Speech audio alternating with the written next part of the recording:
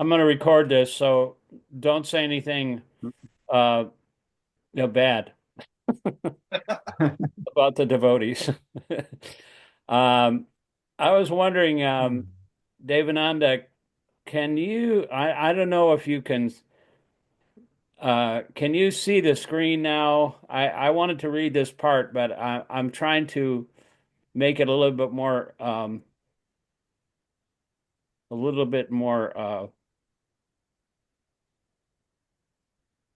visible for you. So I'm gonna like put it on the screen here. Sorry, I should have done this beforehand, but I got to make it so it's eligible or illegible. You're just working on your phone, aren't you, Devananda? Yeah,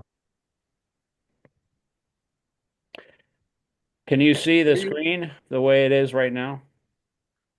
I can see it, but I can't read it. Oh, you can't read it. It's hard to see No. on a laptop. I've got my glass. Ask David Let another me see if I question. can increase the font size. Where do you live, David Nanda? You at the New New Vrindaban Vrindavan. or Yeah, New nice? Vrindavan. Yeah. Congratulations. Non How's your different health? from Vrindavan. Prabhupada said it's non different from Vrindavan. Mm.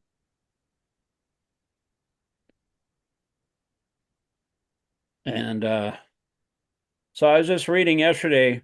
This is from Paramatma Sandarbha, Jiva Goswami's uh, he's got a bunch of Sandarbhas, a Bhakti Sandarbha, Priti Sandarbha. This is the Paramatma Sandarbha, and he talks about how, and specifically in this Anuccheda, I don't know do you know what an Anuccheda is, I don't Devananda? know what Sandarbha is. Yeah, Anuccheda, I think, is like like a chapter or something or a topic, but it's broken into Anucchedas. This is just one part of one Anuccheda. This book is like 1,000 pages long, but I just wanted to read this. This is like part three of the 93rd Anuccheda. Let me see if I can increase the font size here. Might be better just to read it. Okay. Yeah, because I can. He's not going to be able to read it on his phone. Just go ahead and read it. All right. So, okay. This is from the just that verse that I was already talking about here. Um, Wait a minute. Maybe I can do it this way. Okay, sure. Can you read it now? Yeah. Oh, cool. Okay, so we'll take turns here. I'll read the first um, paragraph, and then you can read the second one, Devananda, and then Yoga Dave, you can read the third one. This is from Anuccheda 93. An objection is raised. It is not to be conjectured that since Bhagavan gives bliss to his devotees and they to him, he or his devotees must not be self-satisfied, nor that he gives pleasure to his devotees while neglecting others, he must be subject to another form of bias. In other words, what he's saying here is that, Bhagavan's supposed to be self-satisfied, Atmaram.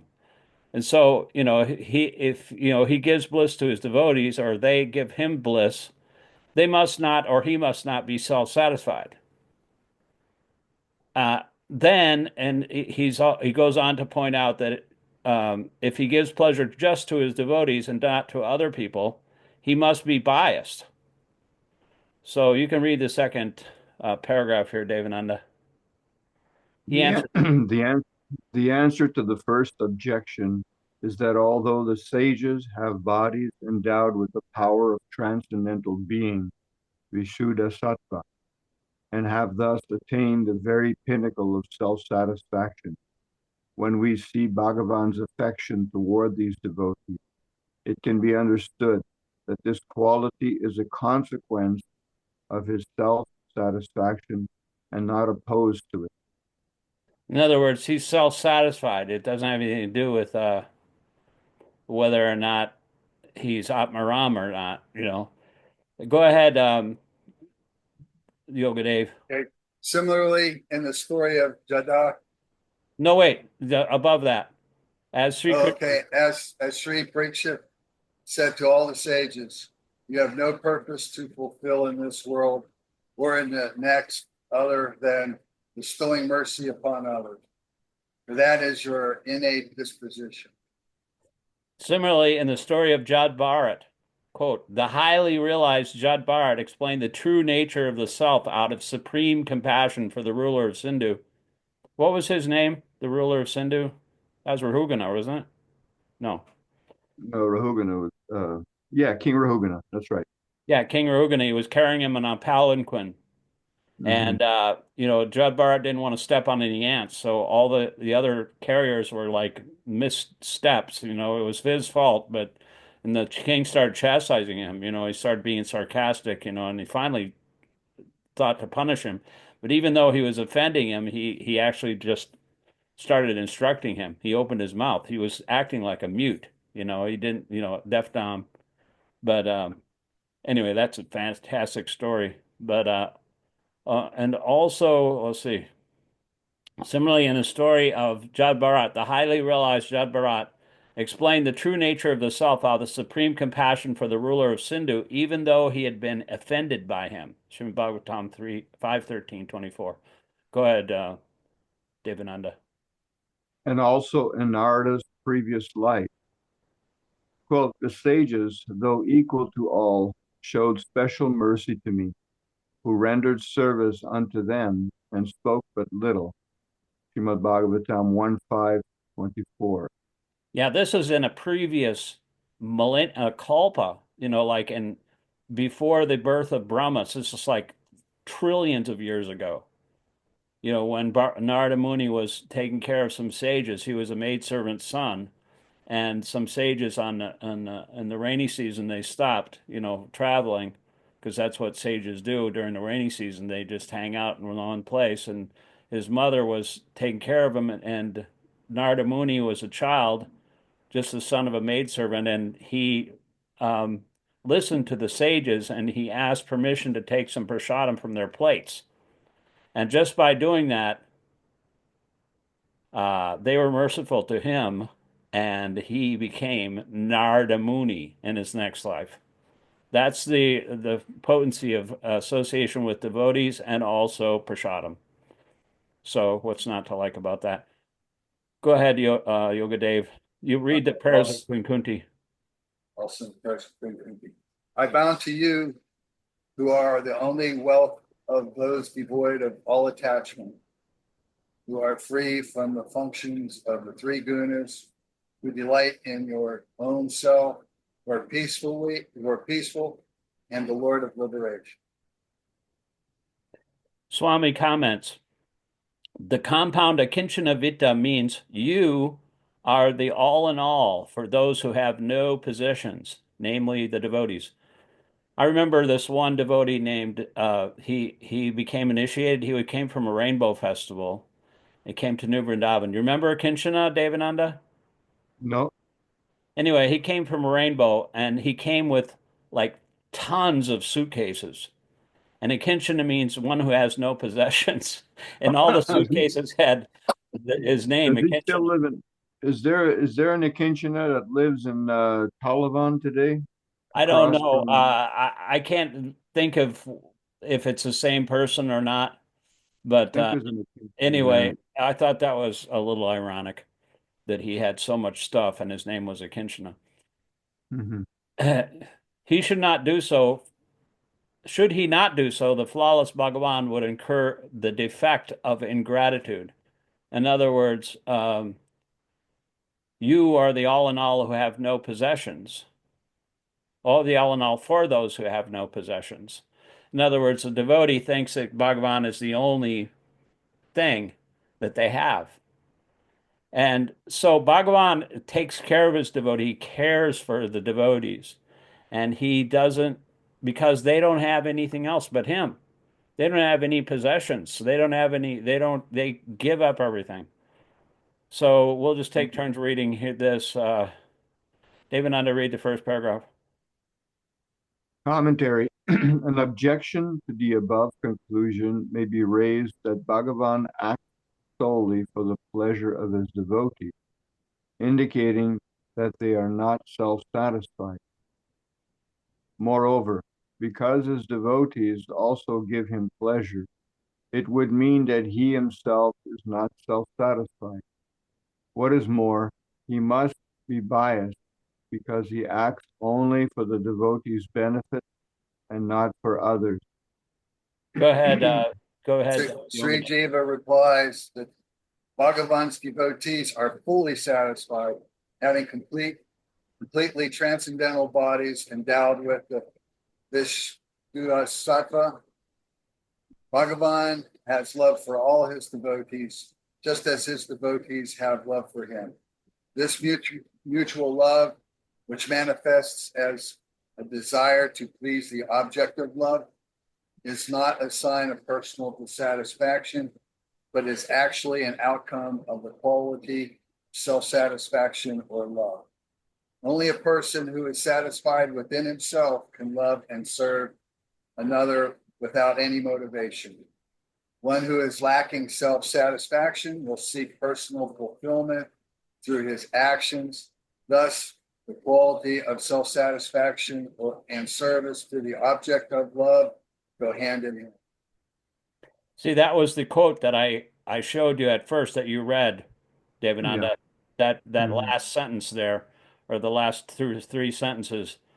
And it's just like, most people have a transactional attitude toward others. If I can get something that you scratch my back, I'll scratch yours, you know. Mhm. And so that's not really love. So the last paragraph is, in fact, if Bhagavan did not act to please his devotees, if he were not inspired by their love for him, it would be a greater defect, as it would show ingratitude to those who have dedicated everything for his sake.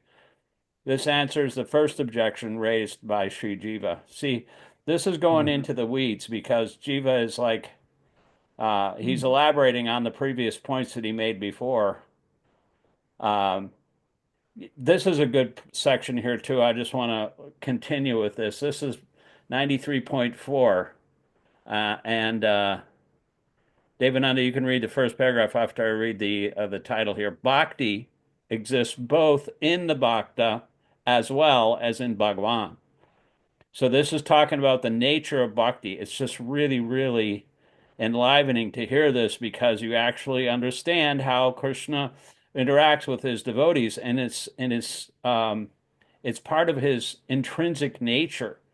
It's not anything of bias. It's not anything of his lack of self-satisfaction. It's just himself inspiring his devotees to act, and it's a mutual, increasing, ever increasing relationship. So go ahead, David, on to read the first paragraph. This is Jiva's comment. Since it is proven that Bhagavan, though self-satisfied, is affectionate to his devotees, it naturally flows that he feels delighted by the removal of his devotees' pains or by their attainment of well-being. Moreover, the energetic aspect called Ladini, the potency of bliss, is the essence of the intrinsic potency, Swarupa Shakti, even though the latter is the ultimate essence of all of Bhagavan's potency. And the essence even of that Ladini aspect is a very special power called Bhakti. This Bhakti, also called Rati, ever resides both in Bhagavan and the devotees, extending her functions on both sides. Thus it is said, quote, Bhagavan is he who has devotion for his devotees. Bhagavan Bhakta Bhaktiman Srimad Bhagavatam 10:86-59. Yeah, see, the essence of Krishna consciousness is bhakti. You cannot approach Krishna without bhakti, and Krishna is bhakti, and his devotees are bhakti. And it develops by a relationship of taste, Rati means taste, and bhakti also means taste. Um, Go ahead and read the second paragraph in Yoga Dave. Consequently, Bhagavan satisfaction stemming from the devotion existing in the devotee is in no way incompatible with his quality of being self-satisfied. Rather, bhakti, being one of Bhagavan's potencies, is both different and non-different from the Svarup of the Lord. According to the principle, as they surrender unto me, so do I also serve them. Because bhakti appears as if it were a separate energy due to manifesting in the heart of a devotee. Bhagavan experiences extreme, unprecedented bliss in the form. His devotion is giving me delight. Because, so he's saying that he's self-satisfied because it's both non-different and different from the Sarup, or the actual form of the Lord, the actual Sarup Shakti of the Lord, because of the principle, as they surrender unto me, so also do I serve them. In other words, it's just like a wish-fulfilling tree. A tree, just because it's like it fulfills all the desires of anybody who approaches it. But the tree can give whatever that person likes or wants in the spiritual world. And so similarly, Krishna is and the devotees are also like wish fulfilling trees, because they provide whatever the person asks for. Now, people who don't ask, they don't get what they want, but that doesn't mean that the wish fulfilling tree is biased against them. Okay, so even in the doctrine of those who consider potency and potent to be different, the essential nature of Bhagavan is understood to be qualified with potency. Intending all this, Sri Vishnu stated the following to sage Durvasa. You can read the first three or four sentences, whatever's on the page, Devananda. O Brahmana, my heart is possessed by my saintly devotees. I am under the control of such devotees, as if I have no independence. I am beloved to them. I have no desire to enjoy my own transcendental bliss or my supreme opulences without my saintly devotees, for whom I am the only golden light, O Brahman. How could I dare abandon those who have taken refuge in me after renouncing all attachments to wife, house, children, relations, life, wealth, and even their own ultimate welfare in this world and the next? The saintly devotees whose hearts are bound to me and who view everyone equally control me by their devotion, just as a chaste wife controls her virtuous husband.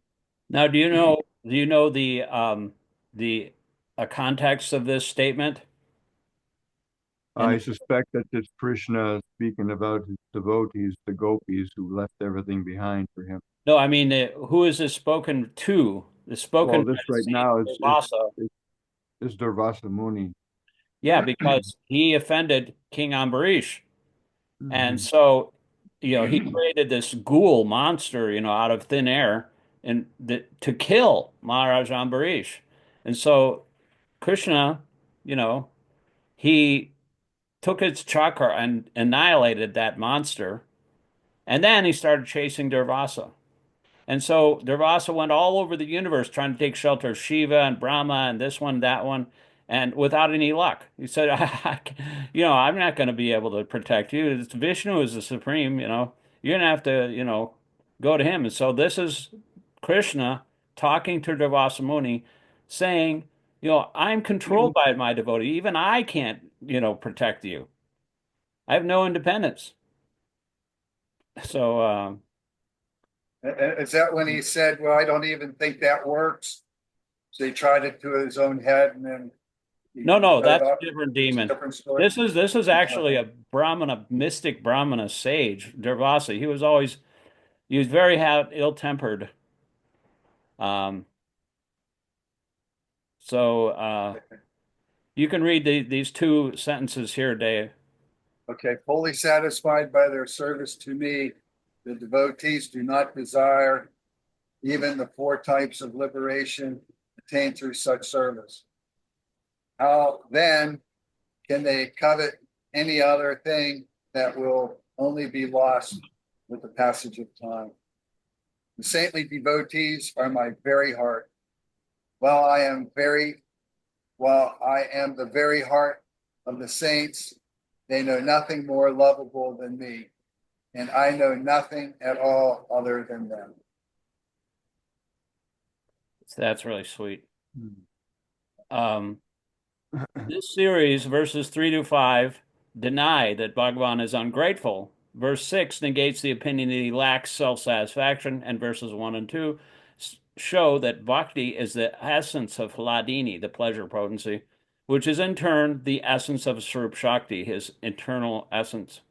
The state of the devotees when this potency enters into them in the form of bhakti is described in verse 5. Therefore, Bhagavan is not subject to the first law, that is, that of not being satisfied in his own self.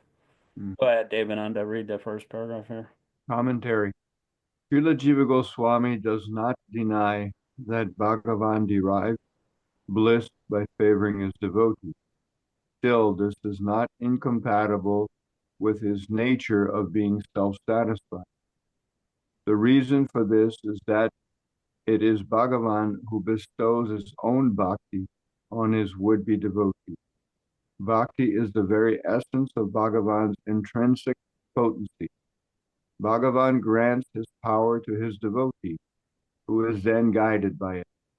Thus, the reciprocation between Bhagavan and a devotee is impelled by that intrinsic energy called bhakti or love, which belongs to Bhagavan.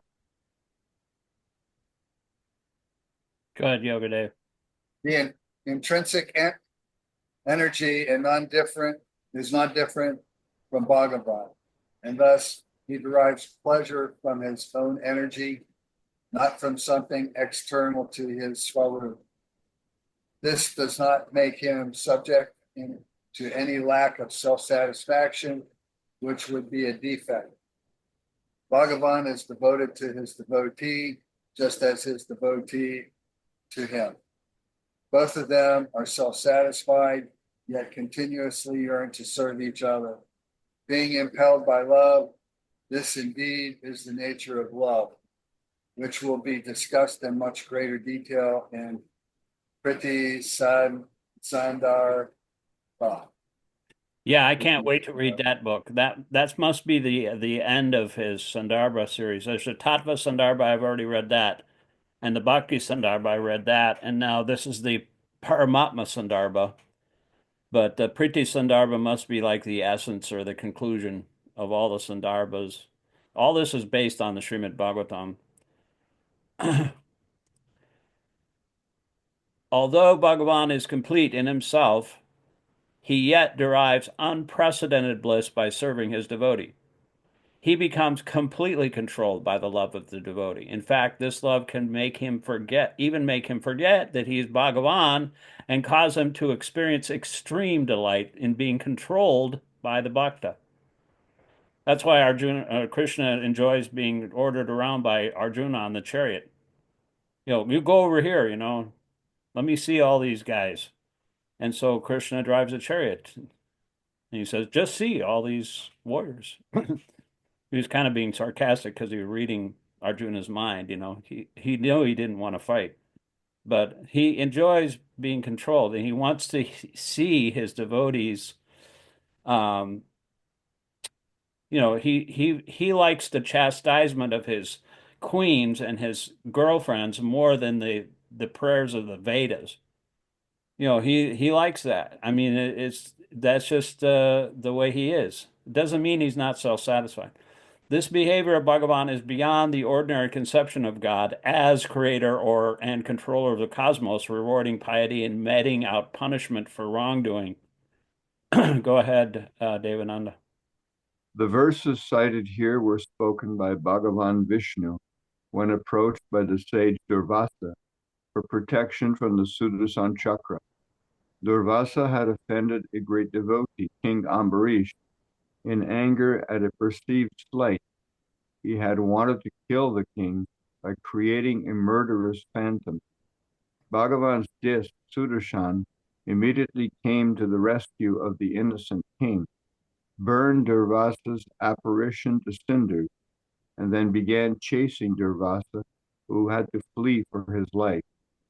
The sage approached the great devas like Shiva and Brahma for help, but they were powerless against the Supreme Lord's discus. Finally, Durvasa was obliged to take shelter of Bhagavan Vishnu, the wielder of the disc. In these verses, Bhagavan discloses the obligation that he feels to protect his devotees. Go ahead, Yogi. Bhagavan Vishnu declares that he is dependent on his devotees because they have captured his heart by their love.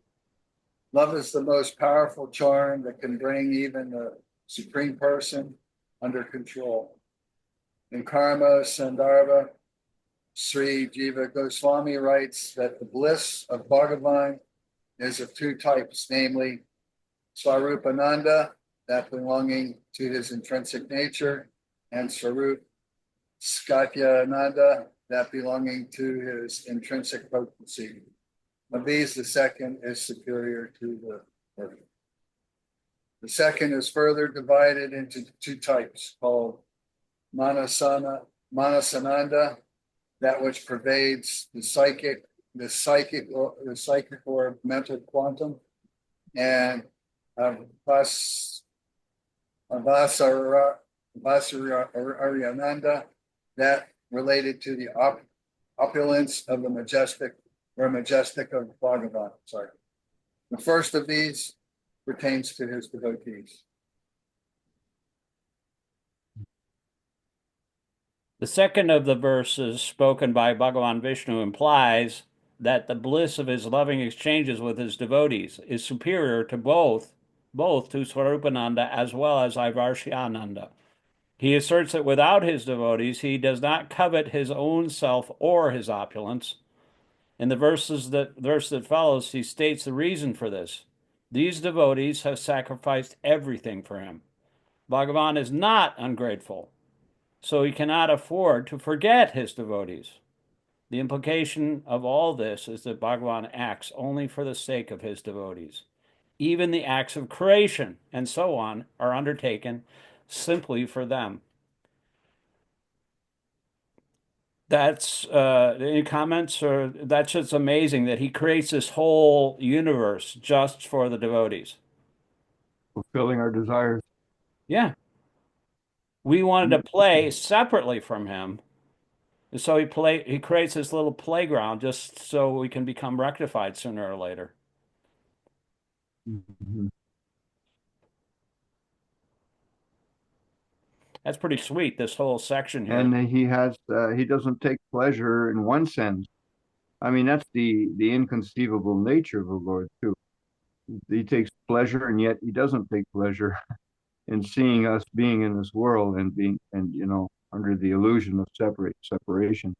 Yeah, see, he doesn't actually experience misery, but at the same time, he's omniscient. So he knows, especially through others, especially through the devotees, like the misery of others. He doesn't know any misery, but he knows that they're suffering. So he doesn't feel compassion for the misery because of he is actually experiencing the misery of others. Just like when people were suffering, devotees see that though. They see some like, guy on the side of the road, he's got leprosy, he's begging for dakshin, on the side of the road. I see tons of people like that in Jagannath Puri, all their limbs are falling apart and they're asking for money. And Bhagavan, he doesn't experience that kind of like direct misery on seeing that, but he knows that it's there, and the devotees can actually ask to intervene on behalf of the suffering people. And so therefore, Krishna acts on that basis because he wants to please his devotees and the devotees want to please him. It's a loving exchange. So that's why, when what was the name of that devotee who asked Lord Chaitanya, I just please take all of my sinful Look, the activities of everybody in the whole universe and transfer it to me so that they don't suffer anymore. And Lord Chaitanya, he agreed to deliver everybody. He already delivered what was that, Vasudev Datta? Vasudeva Datta, yes. And so he acts on at the request of his devotees. He's controlled by his devotees completely. And so that's the mercy. And also because of Advaitacharya and Haridas Thakur, Haridas was seeing like everybody's materialistic, 500 years ago. And Advaitacharya was also seeing how everybody was not paying attention to Krishna. They're all engaged in their own affairs. And he said the only way to remedy this, he was Vishnu himself, but he said only if Krishna, the Shakti of Krishna comes down, can this be rectified. So he sat on the banks of the Ganges and he offered Ganges water to the Ganges.